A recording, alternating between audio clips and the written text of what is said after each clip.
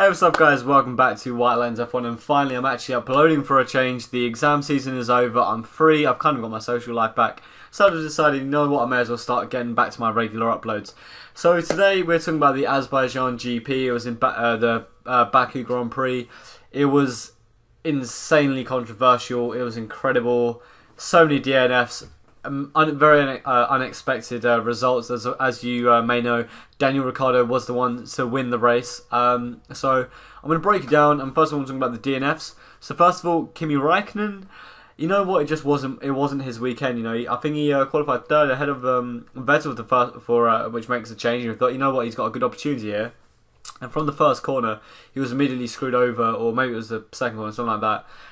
Because he got into an incident with Valtteri Bottas, he got some damage, and then from then on it was just endless. He just always seemed to find himself in the wrong place at the wrong time, where he'd pick up debris because there was just so much debris on the track further right. There were so many crashes and bits of wing coming off and so on that even at one stage there was even a red flag as a result of it. So you know, he just got really unlucky. You know, the luck wasn't on his side this weekend. So I do feel really bad for him.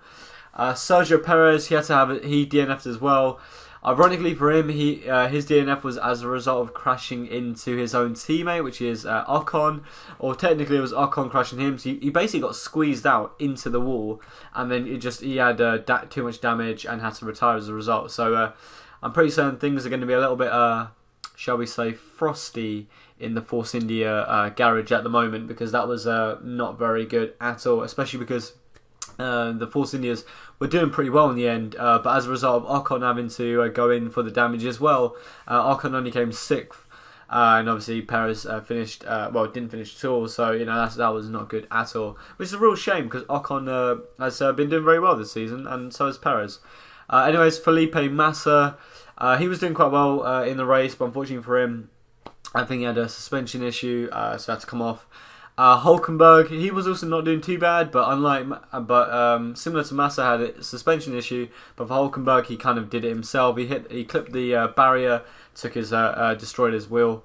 So that was a great shame for him. In my opinion, the biggest shame was the DNF of Max Verstappen. Would you believe it? Yet again, just like I think it was Canada last week.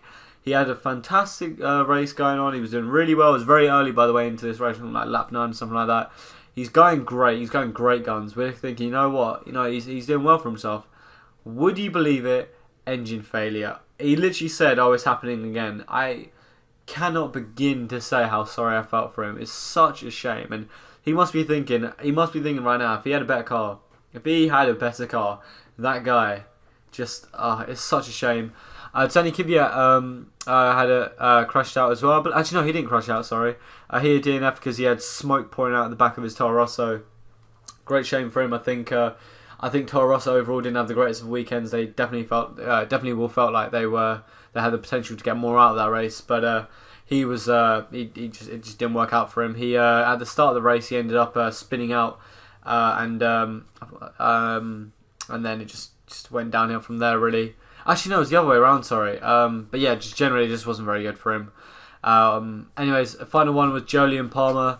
Do you know, I feel like quite a lot of sympathy for, well, not a lot, but a fair bit of sympathy for Palmer, because he's been told by the chief at Renault that he needs to start producing, which I do agree with. I think everyone does. I think he's starting to become a bit of a joke in F1 because he's just not doing anything. He's really not.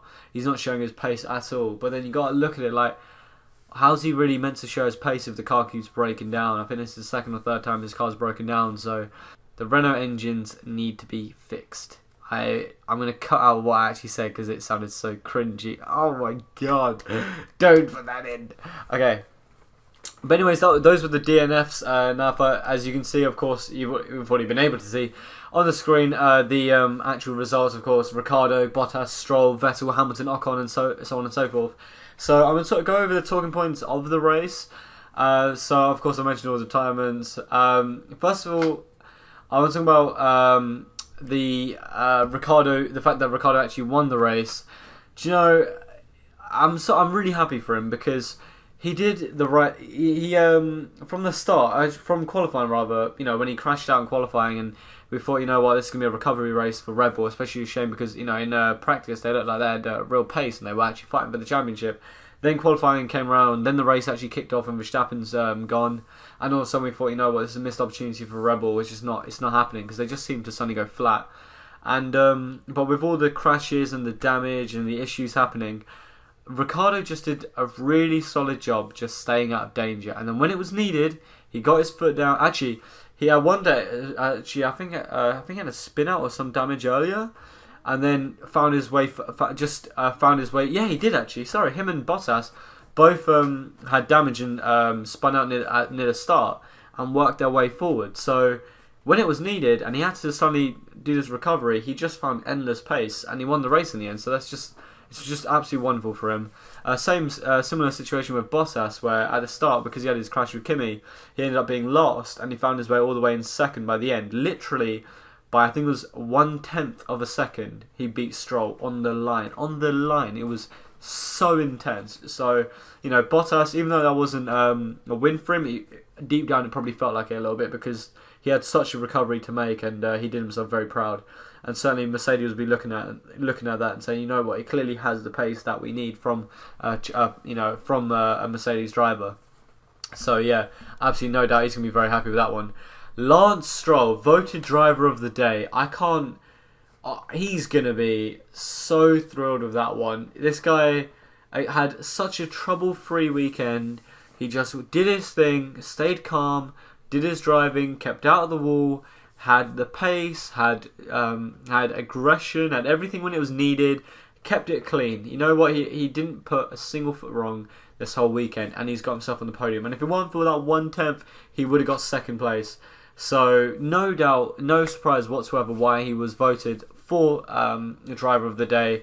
Very happy for him, especially because I started off the season really heavily criticising him. So I'm so happy to see that he's found his feet and even found that third place. That is wonderful for him and the team, of course. Then we've got fourth place Sebastian Vettel. This is the interesting one. He came fourth and Hamilton came fifth.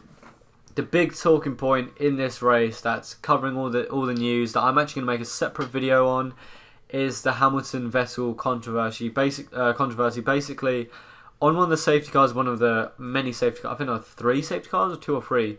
And one of them, I think it was turn 16, something like that. Hamilton's going around the corner behind the safety car. Vettel puts his foot down around the corner and drives straight into the back of Hamilton. Vettel is incensed. He's certain that Hamilton brake checked him. So in his anger, he drives up next to Hamilton and he drives into the side of Hamilton again. And he only bumps him, but it was very dangerous and it was certainly reckless and, you know, bad-tempered. And, you know, as a result, he got a 10-second penalty and he got 3 points on his racing super license. So that brings his racing super license up to 9 points. And that means if he gets another 3 points at Austria, which is, you know, it's unlikely. But if it was to happen, he would actually be banned for 1 race. So, you know, he's only got to go through, this extra race and just keep it trouble-free. But, you know, it's just not what you want to see, especially from a 4-time world champion. Hamilton, of course, came below him. Vettel got that 10-second penalty, but he still kept him ahead of Hamilton because basically Hamilton, I want to make it clear, Hamilton had a fantastic race. He did amazing. Nothing was going wrong. He was far faster than everyone else. Then even after the red flags and the coming back, he still was fine. But then, unfortunately for him, out of nowhere, his headrest directly behind him started to come loose. And because that's a safety issue, he had to go in and have that fixed, and that took 30 seconds getting that fixed. And because it took so long to get fixed, when he came out of the pits and he was in, like, I don't know, 9th or something like that, he came out just behind Vettel, who when he took his stop-go penalty came out, I think, like 1 or 2 seconds ahead of Hamilton. So, and then from then on, Hamilton couldn't overtake Vettel because every time he needed to, Vettel had just overtaken the car. So Vettel was always doing a good job, in fairness, defending and keeping himself quick enough, getting past cars quickly enough that Hamilton didn't have space to deal with Vettel. Even at the end when Hamilton was being really aggressive, trying to overtake Vettel didn't put a foot wrong and he just, you know, he held out very well. But you got to look at that and say, you know, was that penalty enough and so on. But that is a video all for itself, which I'll make later today. Ocon, you know, as I said, the crash with his own teammate, that's a big issue for him, and his team certainly will not be happy for him, especially because I think I reckon if he drove better, he didn't have that accident, I reckon he could have got himself onto the podium. In fact, he could have even, well, I don't want to say won, but he had a very strong opportunity for good points for the team and for himself, of course. And I think he let himself down there. Just didn't work out in the end. Magnussen, I guess he did well. He did alright. He found himself in 7th again. Stayed more or less trouble free. He'll be happy with that place. Sainz, I mean, I guess he'll be happy in terms of he'll be relieved, I guess, getting 8th. There's a bit of a recovery race from after a poor start when he spun his teammate out because of the way he rejoined the track was a little bit reckless. But I guess he'll take it on the chin. Fernando Alonso in 9th. And McLaren finally gets points. That's finally some points in the Constructors. Massive relief there. But you know what? Alonso said after the race, he said we could have won this race. And that's a bit of a cheeky dig at McLaren because what he's basically saying there is if we had a faster car, we could have won this race, or at least we could have been very competitive. And you know what? I 100% agree. He stayed trouble-free throughout the week, throughout the race. You know, he did his bit. He was actually quite quick. He was actually doing pretty well, and that was, I guarantee you now, that was not down to the car. That was down to him. He was having a really solid weekend. Wehrlein and Ericsson, Wehrlein got the final points. You know, he'll take that. Marcus Ericsson had a very average weekend, finished 11th. Stoffel Van Dorn came 12th. I'm starting to really have concerns for Van Dorn. I don't know how he's going to manage to keep his seat for next season, unless McLaren still are with Honda and the cars are generally crap. I don't see how Van Dorn's going to have a case for himself for staying at the team, because at the moment it's been 8 races, and obviously they haven't got a point. That's largely down to the car, but just in general, he's never even near the pace of Alonso. You know, he was second to last of all the cars that finished. Roman Grosjean had a pretty awful weekend, but that was, in my opinion, not really down to him. That was not really his fault. Yet again, the plague of brake issues with the Haas, with the Haas has come again. At points he was saying that it was ridiculous, it seemed dangerous, he seemed to have absolutely no trust in that car. And I really do feel sorry for him because, you know, what are you meant to do at that stage? You know, what is there if you don't have any trust in the brakes, and especially on that track where the corners are all more or less 90-degree corners, they're very tight, and you've got the very first corner where you're coming off flat out at top speed, and you have to suddenly slam the brakes at the first corner. Imagine how scary that must be if you have no feel for the brakes, if you have no confidence. So Haas really need to go on top of that, because they've got the same brakes as other cars, but they don't have, I don't know what it is, maybe it's something in the way they're designing it, the way they're implementing it into it, the way they're actually mechanically using it, or the setup in some way, or something in the car that's just not fitting with the brakes. Something is going wrong with those brakes. It's happening for both seasons now, and he's getting increasingly frustrated, and it's something they really need to look into, because that's a serious issue, because he was the only car to be lapped, and that car, it had the potential to do far better than that. So he's going to feel very disappointed for that, especially because his own teammate Magnussen came 7th. He got points. So yeah.